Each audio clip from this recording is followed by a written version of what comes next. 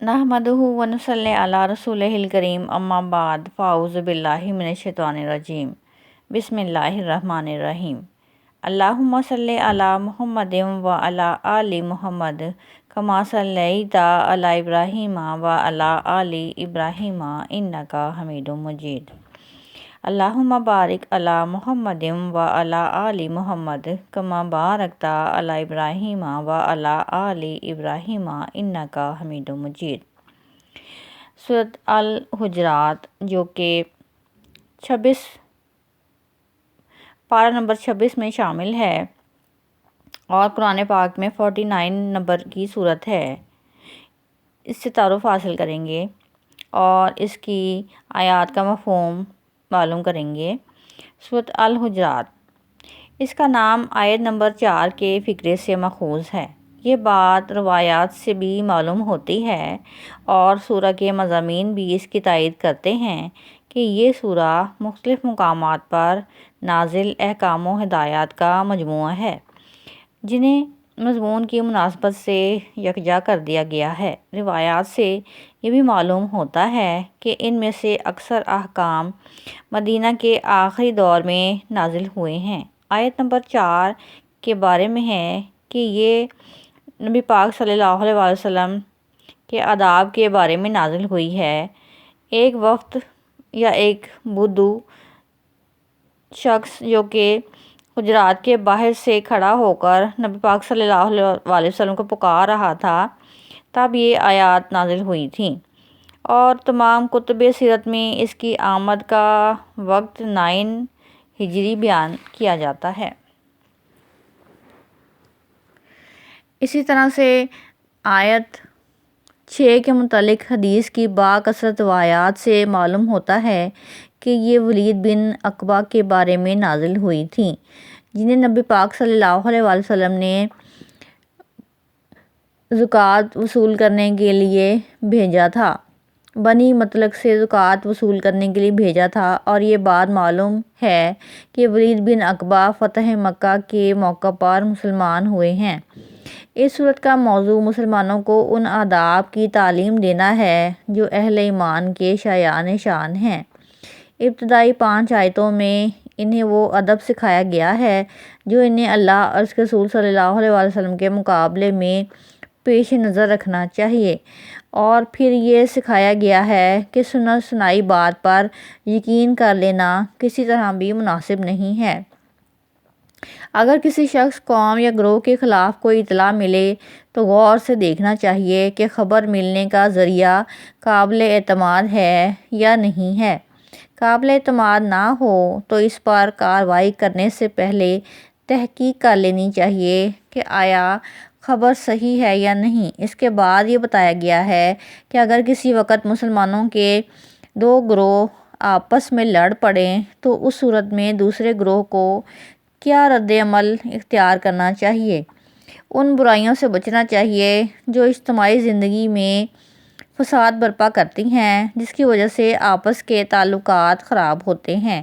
ایک دوسرے کا مذاق اڑانا، ایک دوسرے پر طعن کرنا، برے نام رکھنا، بدگمانیاں کرنا، دوسروں کے معاملات کو کریدنا، لوگوں کے پیٹھ پیچھے ان کی برائیاں بیان کرنا، یہ وہ افعال ہیں جو بجائے خود بھی گناہ ہیں اور معاشرہ میں بگاڑ بھی پیدا کرتے ہیں۔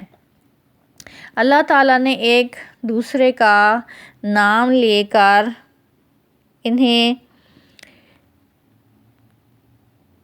برے الفاظ سے بلانے سے منع فرمایا ہے، اور اس کے بعد ان قومی اور نسلی امتیازات پر ضرب لگائی گئی ہے جو دنیا میں عالمگیر فساد کا موجب بنتے ہیں۔ قوموں اور قبیلوں کا اپنے شرف پر غرور کرنا اور دوسروں کو اپنے سے کم تر سمجھنا، اپنی بڑائی قائم کرنے کے لیے دوسروں کو گرانا، ان تمام اہم اسباب میں سے ہے جن کی بدولت دنیا میں فسادات برپا ہوتے ہیں۔ اللہ تعالیٰ نے ایک مختصر سی آیت میں اس برائی کی جڑ کاٹ دی ہے کہ تمام انسان آپس میں بھائی ہیں اور قوموں قبیلوں میں ان کا تقسیم ہونا محض تعارف کے لیے ہے، نہ کہ فخر و امتیاز کے لیے ہے، اور ایک انسان پر دوسرے انسان کی فوقیت کے لیے اخلاقی فضیلت کے سوا اور تقوی کے سوا اور کوئی بنیاد نہیں ہے۔ سورۃ الحجرات، اس سورت کا نام اس کی آیت نمبر 4 میں موجود لفظ الحجرات سے لیا گیا ہے۔ یہ بات روایات سے بھی معلوم ہوتی ہے اور سورہ کے مضامین بھی اس کی تائید کرتے ہیں کہ یہ سورہ مختلف مواقع پر نازل شدہ احکام اور ہدایات کا مجموعہ ہے، جنہیں مضمون کی مناسبت سے یکجا کیا گیا ہے۔ یہ سورۃ الفتح کے بعد نازل ہوئی ہے اور اس کا ہی رمیہ اور تمتمہ ہے، یعنی اس سے مناسبت رکھتی ہے۔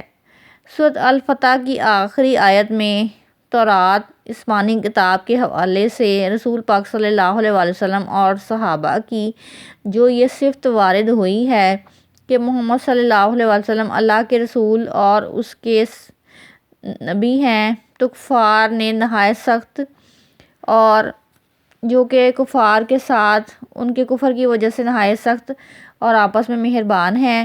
یہ پوری صورت اسی ٹکڑے کی گویا تفسیر ہے۔ اس بات کی اہمیت کا یہ تقاضا ہوا ہے کہ وہ مضمرات نہایت وضاحت سے بیان کر دیے جائیں، جن کا بیان کیا جانا اس وقت مسلمانوں کی معاشرتی اصلاح کے لیے نہایت ضروری تھا۔ یہ بات اپنے ضمن میں بیان ہو چکی ہے کہ قرآن میں احکام و ہدایات کا نزول حالات کے تقاضوں کے تحت ہوا ہے، تاکہ لوگوں پر ان کی صحیح قدر و قیمت واضح کی جا سکے۔ چنانچہ یہ صورت بھی ایسے حالات میں نازل ہوئی ہے جب نئے اسلام میں داخل ہونے والوں کی طرف سے بعض باتیں ایسی سامنے آئیں جن سے معلوم ہوا کہ یہ لوگ نبی پاک صلی اللہ علیہ وسلم کے مرتبہ سے اچھی طرح واقف نہیں ہیں اور نہ ہی اسلامی معاشرہ میں اپنی ذمہ داریاں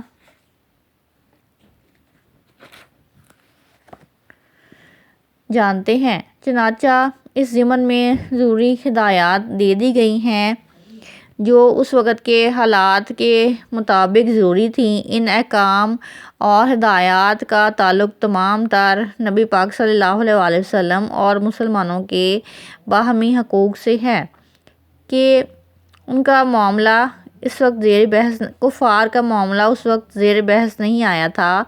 ان کے ساتھ مسلمانوں کو جو رویہ اختیار کرنا چاہیے اس کی وضاحت سورۃ النور اور الفرقان کا مضمون جیسے ملتا جلتا تھا، اسی طرح سے سورۃ الفتح اور سورۃ الحجرات کا مضمون بھی ایک دوسرے سے بہت مماثلت رکھتا ہے اور ایک ہی طرح سے معلوم ہوتا ہے، بلکہ سورۃ الفتح کی تفسیر سورۃ الحجرات معلوم ہوتی ہے۔ سورۃ آیات کا مفہوم جانیں گے۔ 1 تا 5 میں مسلمانوں کو یہ تنبیہ کہ نبی پاک صلی اللہ علیہ وسلم اللہ کے رسول ہیں کہ کسی مسلمان کے لیے جائز نہیں ہے کہ وہ اپنی رائے کو نبی پاک صلی اللہ علیہ وسلم کی رائے پر مقدم کرنے کی کوشش کرے، یا گفتگو میں اپنی آواز کو آپ صلی اللہ علیہ وسلم کی آواز پر بلند کرے، یا آپ صلی اللہ علیہ وسلم کو اس طرح پکارے جیسے کہ اپنی طرح کے مساوی آدمی کو پکارا جاتا ہے۔ تقوی کی افزائش اللہ تعالیٰ انہی لوگوں کے دلوں میں کرتا ہے جو نبی پاک صلی اللہ علیہ وسلم کے آداب کو ملحوظ خاطر رکھتے ہیں۔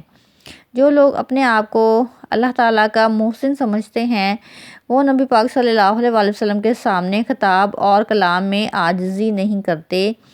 انہیں ڈرنا چاہیے کہ اس طرح کی حرکت سے غیر شعوری طور پر وہ اپنے اعمال کو گنوا بیٹھیں گے۔ آیات 6 تا 10 میں مسلمانوں کا معاملہ مسلمانوں کے ساتھ قوت کی بنیاد پر ہونا چاہیے، نہ کہ گروہ کی عصبیت کی بنیاد پر۔ یہ جائز نہیں ہے کہ کسی فاسق کی بات پر اعتماد کر کے مسلمان اپنے مسلمان بھائی یا کسی جماعت کے خلاف کوئی قدم اٹھا ڈالے جس پر کہ بعد میں انہیں پچھتانا پڑے۔ تمام اہم معاملات میں نبی پاک صلی اللہ علیہ وسلم کے صوابدید کی ہدایات پر عمل کرنا چاہیے۔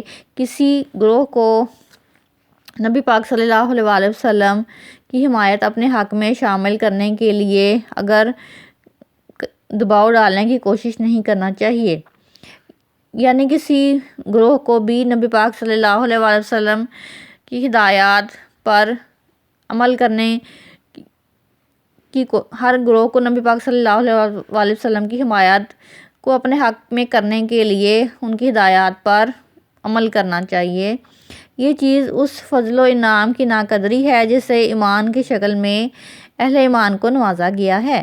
ایمان کا مزہ چکھ لینے کے بعد کوئی ایسی بات کرنا جو کہ ایمان کے منافی ہو، وہ کفر کی طرف واپسی ہے، جس سے لوگوں کو بچانے ہی کے لیے اللہ تعالیٰ نے ایمان والوں کے دلوں میں ایمان کو رچانے اور کفر کو مٹانے کے لیے سارے جتن کیے ہیں۔ اگر مسلمانوں کے دو گروہ آپس میں لڑ پڑیں تو دوسرے مسلمانوں کے لیے یہ جائز نہیں ہے کہ وہ گروہی رجحانات کی بنیاد پر کسی گروہ کے ساتھی بن جائیں، بلکہ انہیں معاملہ کو حق و انصاف کی راہ سے دیکھنا، اصلاح کی کوشش کرنی چاہیے۔ اگر کوئی گروہ حق کے آگے جھکنے پر تیار نہ ہو تو طاقت کے ذریعے اسے مجبور نہیں کرنا چاہیے۔ آیات 11 تا 13 میں بتایا گیا ہے ان باتوں سے بچنے کی ہدایت جو دلوں میں غم و غصہ اور معاشرے میں نفرت کی آگ بھڑکانے والی ہیں۔ کسی کے لیے بھی جائز نہیں ہے کہ وہ دوسرے کی تحقیر کرے، مذاق اڑائے یا عیب لگائے، بدگمانیاں کرے یا غیبت کرے۔ حسب نسب کا غرور جاہلیت کی وجہ سے ہے۔ سب کو اللہ تعالیٰ نے آدم اور حوا سے پیدا کیا ہے۔ خاندانوں اور قبیلوں کی تقسیم صرف تعارف کے لیے ہے۔ اللہ تعالیٰ کے ہاں عزت کا معیار صرف تقویٰ ہے، نہ کہ نسب اور خاندان۔ آیات 14 تا 18 میں سورت کی تمہید میں جو بات اشارات کی شکل میں تھی، ان آخری آیات میں اس کی وضاحت فرما دی گئی ہے۔ اس سے معلوم ہوا کہ اطراف کے وہ بدو جن کا رویہ زیر بحث آیا ہے، اسلام کی بڑھتی ہوئی طاقت سے متاثر ہو کر وہ اسلام میں داخل تو ہو گئے تھے لیکن ایمانی طاقت سے محروم تھے۔ ایمان ابھی بھی اچھی طرح ان کے دلوں میں اترا نہ تھا، اس وجہ سے وہ سمجھتے تھے کہ اللہ اور اس رسول صلی اللہ علیہ وسلم پر گویا انہوں نے ایمان لا کر احسان کیا ہے۔ اس غرور کی وجہ سے ان کا ایسا رویہ تھا جس کی ابتدائی آیات میں ذکر آیا ہے۔ آخر میں نبی پاک صلی اللہ علیہ وسلم کی زبان مبارک سے کہلوایا گیا ہے کہ احسان نہ جتلائیں، اللہ تعالیٰ ظاہر اور باطن سے واقف ہے۔ انہوں نے اطاعت تو ضرور کرنی ہے لیکن ابھی ایمان نے ان کے دلوں میں جڑ نہیں پکڑی ہے، جس کا اظہار ان کے رویوں کی وجہ سے ہوا۔ یہ اللہ تعالیٰ کا احسان عظیم ہے کہ ان لوگوں کو اللہ تعالیٰ نے ایمان کی توفیق بخشی ہے اور لہٰذا ان لوگوں کا احسان نہیں کہ وہ نبی پاک صلی اللہ علیہ وسلم پر ایمان لے کر آئے۔ اگر حق ادا کریں گے تو اللہ تعالیٰ کے ہاں اس کا بھرپور صلہ پائیں گے۔ وآخر دعوانا ان الحمد للہ رب العالمین۔